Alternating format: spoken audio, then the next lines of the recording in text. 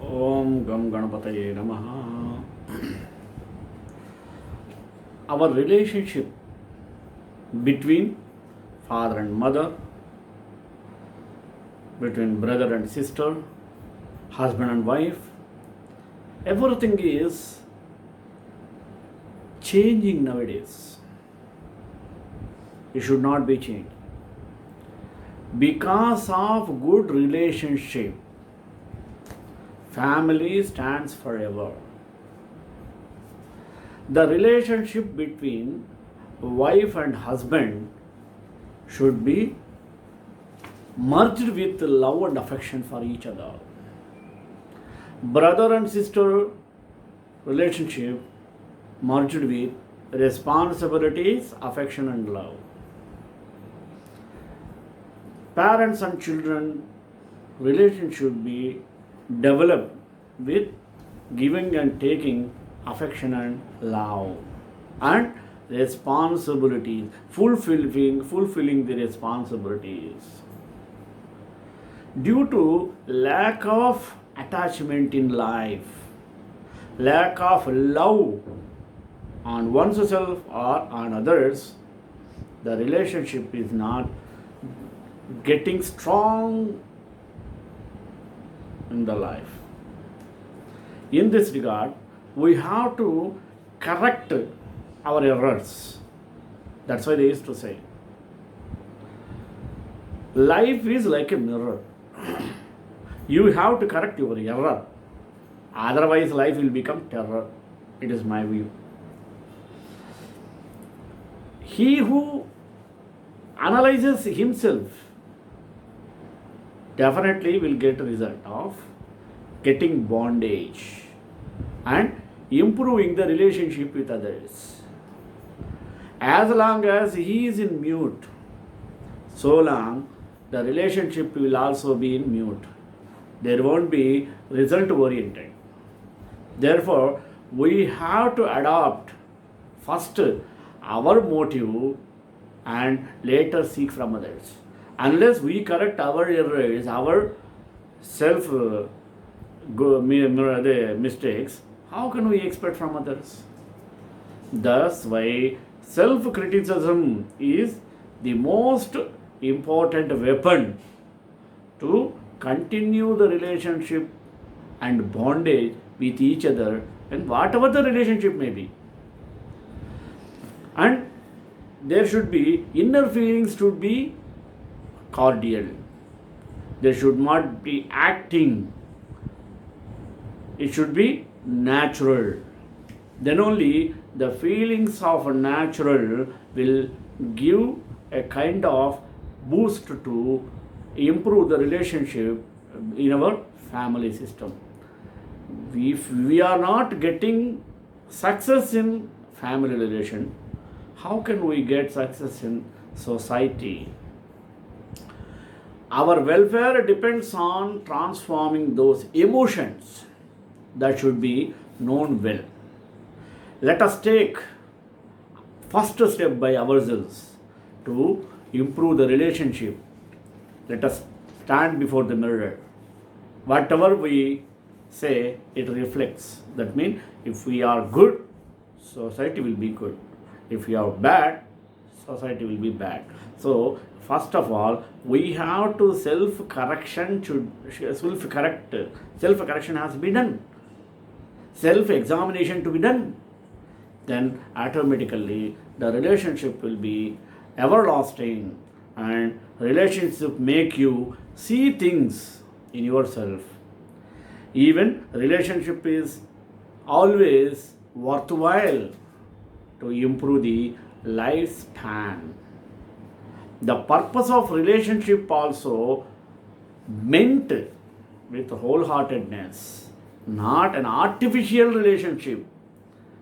It breaks, maybe attached temporarily, but permanently it gets gap, break.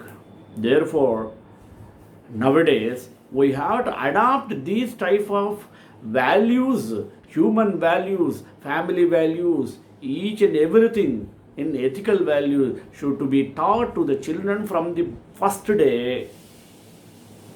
then only the relationship will be so strong. To impart this kind of relationship which is lacking nowadays. That's why today I took the topic of the mirror of relationship to get the details how to maintain good relationship. Let us go for it. Prayer. Shri Parashara Pautram Shri Vyasaputram Akalmasham Nitya Sampannam Jivan Muktam Shukam Bhaje. The mystics of all traditions have taught us that love is not to be sought.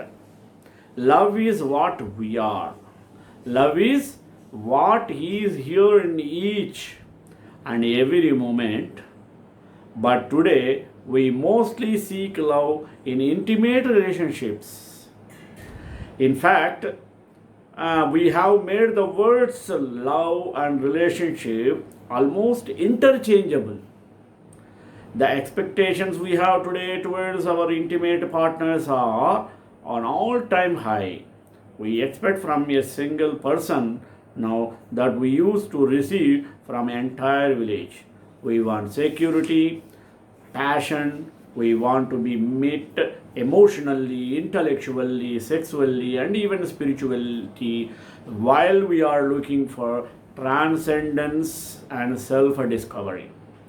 Relationships are the mirror in which we see ourselves as we are, with our reactions, our trauma, our fears, our loneliness, pain, grief, etc. Relationships are our crucible to awaken, to grow, to truly know and be ourselves. But seeking and pretending to love somebody who matches our long list of requirements for being met is a fantasy. It is not love. If your love happiness, your happiness or our happiness exists only because someone loves us, we are suffering and will be continue to suffer because doubts will always be present. We will fear to lose this love. We will fear betrayal. We will live in doubt. It will not last. Maybe it is not real. What is if it is better? And with these thoughts in the back of our minds, we live in doubt, fear. We forge false expectations and often in our swipe right or left society of illusionary hopes. We will leave our partners not because we are unhappy with them, but in the temporary hope that we can be happier with someone else tomorrow. Love and intimacy are not conditioned upon our needs, expectations, and fantasies. When we humbly feel our own need for feeling safe and we don't project it onto another human being, a deep transformation happens and we can love without demand, without a fantasy. The purpose of relationship is not to provide a consistent feeling of safety, certainty, connection, and validation. It is not to fill us in all the ways in which we feel incomplete. The beloved is not here to appreciate and validate our carefully crafted identity, but to challenge and at times disappoint us. Relationship surely in the mirror in which we discover ourselves. Relationship invite us to step into the terrain of the unknown and to depth of our own hearts. We are embedded in a rational field. Life is movement in a relationship. To be related is the very essence of existence. Without relationship, I am not. To understand myself, I must understand relationship first. So, relationship is a mirror in which I can see myself. The invitation of the beloved in each of its forms is to step fully into the crucible of relationship where we no longer limit the mystery of love's expression but surrender fully it what is here and now. Love is only in the present. Love is never not here.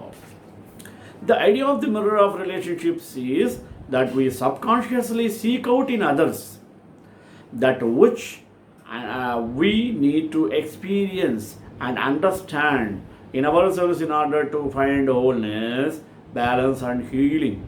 The one opposite us in the relationship is a mirror through which we can see what it is we need to work on.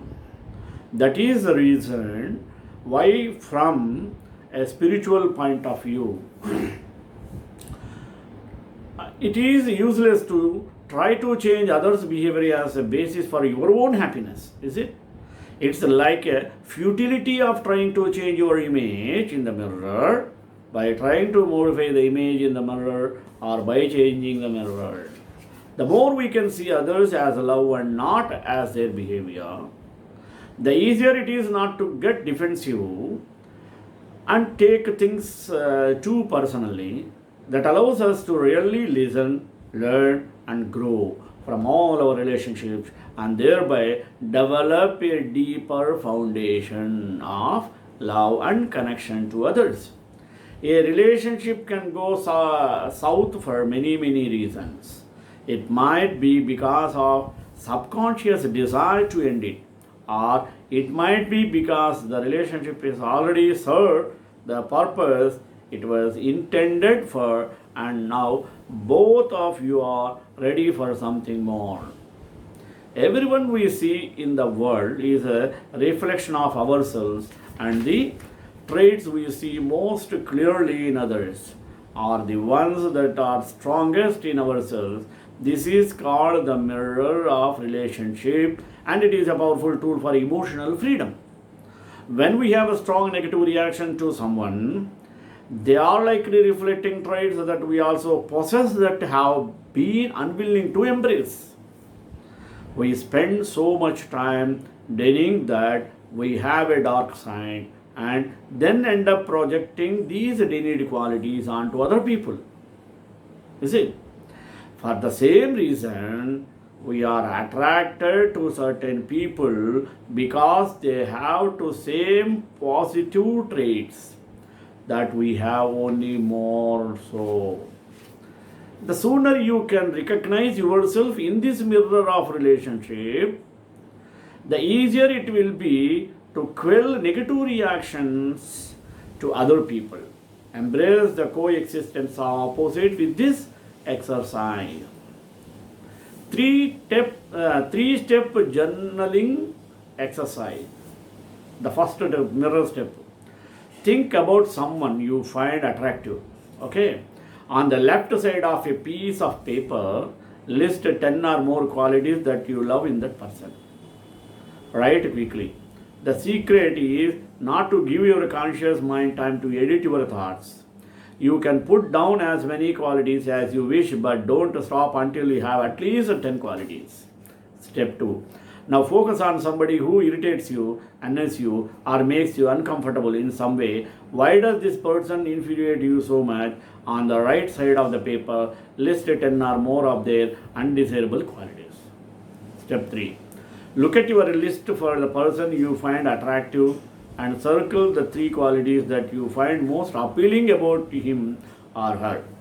Then look at the list on the right side of the paper and circle the 3 qualities you find most repulsive.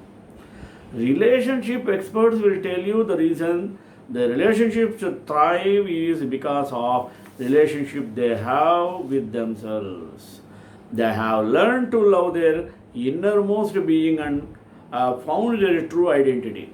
On the opposite spectrum, do you know those with little friends that go from one relationship to another without making it last? They argue, fight, are jealous, and proclaim their love for each other, but do not show it. Looking for love in all the wrong places. How? The people we are in relationship with are always a mirror, reflecting our own beliefs. Simultaneously, we are mirrors reflecting their beliefs. Those with a poor relationship have an unhealthy relationship with themselves. They have not found their true identity within themselves, but look towards others to define them. They are looking for love in all wrong places. Another quality. Relationship perplex even the best experts. They start out wonderful and both partners are floating on a cloud of love for months. No one notices annoying traits or character defects, or if they do, they minimize it because they are in love. As time goes by, things begin to change. The love hormones wane, character defects become clear, and arguing occurs more often. Before you know it, the two are carrying resentments held to each other and contemplate the possibility of the relationships being over. Another, there are many factors that come into play in a relationship. The dynamics are different for every person, so it is difficult to say the reason for breakups is clear. It is a combination of factors. Another, one thing experts will tell you is a person's relationship with others and especially partner mirrors the relationship itself. If a person's relationship with self is unhealthy, it is likely their relationship with others and especially a partner mirrors their relationship with others will be unhealthy. Relationships make you see things in yourself that you might not see if you stay single. Communication, compromise, and conflict resolution come up, and you have face having to lay your pride down and work together on issues. Don't focus on the externals. Relationship is a mirror. Every moment the other reveals you, exposes you. The closer the relationship, the clearer is the mirror. A contributing factor whether a relationship will be healthy or unhealthy depends on where each partner finds happiness and fulfillment. If a person seeks a partner to complete them, conflicts arise. It's not your partner's job to make you happy. It is your job to make you happy. It is your partner's job to make themselves happy. When you seek happiness externally, as in a person, you will expect things and resentments arise. This is one reason people grow from one relation to another.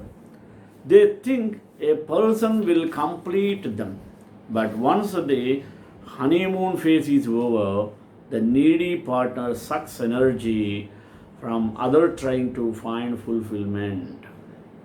They may be needy, jealous, controlling, and manipulative because they seek happiness through their partner. It does not work. In order for a relation to be healthy, each person should be at a place where they have dealt with issues such as low self esteem, jealousy, resentments, and inner pain. Each partner must know self love that radiates outcome and add value to a relationship instead of seeking love and affirmation from a partner. Generally, many people gravitate towards partners who are opposites, which leads to conflict. Conflict can help each partner to begin a journey within themselves to find unconditional love and wholeness. From there, unconditional love is given to the partner. If you are in a relationship that is troubling you, stop pointing fingers and get quiet with yourself. Take time to contemplate, meditate, and take a season in which you find out who you are. Deal with your issues related to low self worth, anger, bitterness, laziness, fear, etc. Own up to your junk in the relationship and commit to looking forward to find your identity, unconditioned love and wholeness. From there, you will maintain healthy relationships and value to those around you. If you cannot do this alone, consider seeking a relationship counselor. Counselors are trained to help people move past their issues and offer insights on changing attitudes and behavior. Many people use this time and go on to develop healthy relationships. When we observe and analyze the behavior of other people, we actually discover ourselves in them. The profile we create for others is shaped by our own personality. None of us are perfect. We all have our defenses or deficiencies and areas of personality that are underdeveloped and need work. But we are often unaware of the deficits. Self love often causes us to be in denial, preventing us from resolving and correcting these weaknesses. When we observe character defects in other people and criticize them, it is really the underdeveloped parts of our personality that are showing showing up. We are only so irritated by these blemishes because the very same issues we are facing. My spouse might not have the same area of weakness and therefore does not notice it in others. When we see faults in others, it can be used as an opportunity for self reflection. If we think someone is arrogant, we can examine our own egos. If we describe someone as being unkind, we can examine on our level of kindness, compassion, and empathy. If our friend's judgmental nature bothers us, we should think about how we view other people. We should always endeavor to look at people in a position light. But when it becomes difficult, it is an opportunity to look inward. Everyone who loves another person is permitting to some form of emotional or verbal abuse due to the mirror of love. Attachment relationships should be sought. Those held together by strong emotional bonds serve as mirrors of the inner self. We learn how lovable we are and how valuable our love is to others only by interacting with the people we love. Young children never question the impressions of themselves they get from the parents. They do not think that they are critical, stressed out, just having a bad time or trying to recover from their own difficulties in childhoods. Young children are likely to attribute negative reflections of themselves from their parents to their own inadequacy and unworthiness. Suppose you had internalized your body image based on reflective from a fun house mirror which made your hips look a mile wide. You would think you were in deep trouble and that no diet could help. Once you have internalized a negative image, you would distrust even accurate mirrors. People who are gaunt from eating disorders actually see themselves as fat. They look in a mirror that reflects a little more than skin that reflects or bones. Even who do not have eating disorders but who are told repeatedly as children that they were too thin are likely to see themselves as thin adults despite mirror reflection that show a few extreme pounds.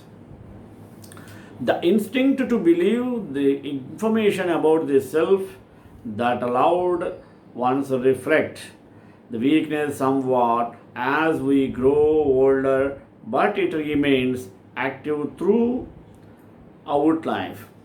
You would probably laugh or at least not get angry at someone who implied that you have green hair. But if your husband or wife says it, you are like to run to a mirror. The default assumptions is if your partner is displeased, there must be something wrong with you and you need anger nor resentment for a protection. No matter how much we agree with loved ones about their criticism and put down, we are likely to believe them, at least unconsciously. We might not agree with the particular flaw pointed out, but on some deep level, we will perceive a defect that must be defended. Of course, the mirror of love also reflected with good news as well as bad. If you learn how lovable you are and valuable your love is from compassionate caretakers, you will naturally have a more realistic view of yourself in love relationships. You will be disappointed and saddened somewhat, but you will kindly ever feel inadequate, unworthy, or unlovable. Just as important when you feel sad or disappointed, you will know that you can do something to improve your emotional state, if not your situation.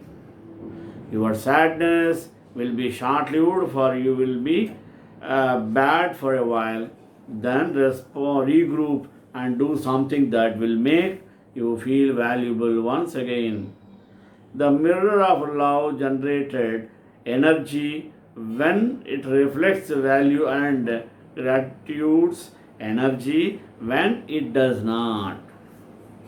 Then, what is a mirror theory finally? Just like how there are parts of our body and appearance that we don't like, when we look in the mirror, there are also aspects of our opportunity that we did not want to accept. The things we hate the most in other people are actually inside us, at least in a symbolic way. To put it another way, what we dislike in others and what we dislike about ourselves. We are constantly projecting are not usually parts of ourselves. Our own shadows or even our own strengths. Life gives us the gift of relationships. Relationships show us what we have inside. People act like mirrors, reflecting us and giving us a chance to see who we are. Chance to see who we are. Direct or inverse mirror. Mirror theory can act in a direct or inverse way. Let us take an example. Say you can't stand how selfish your friend is. In a direct way, you may be projecting the selfish part of you that you are refused to see. On the other hand, an inverse way, they might be reflecting how selfless you are. Maybe you are always caring for others and forgetting yourself. Either way, it is valuable information if you want to get to know yourself and grow.